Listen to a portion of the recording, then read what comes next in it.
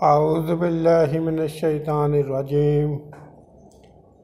बिस्मिल्लाहिर्रहमानिर्रहीम।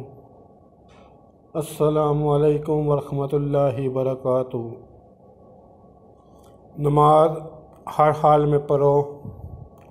नबी करीम सल्लल्लाहु अलैहि वसल्लम ने इरशाद फरमाया, नमाज खड़े होकर अदा करो, अगर ताकत ना हो तो बैठ कर अदा करो, और अगर इस पर भी कुदरत ना हो तो पहलू के बल लेट कर अदा करो। सही बारी की हदीस नंबर ये 1117 है।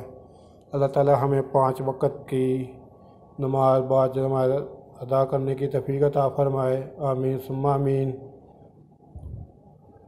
दीन की बात फैलाना भी सदका जारिया है।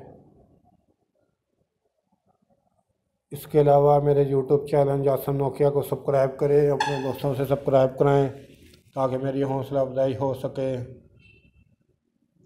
और मैं नई वीडियो बहुत ज़्यादा बना सकूं। अस्सलामु अलैकुम व रहमतुल्लाहि व बरकातुहू।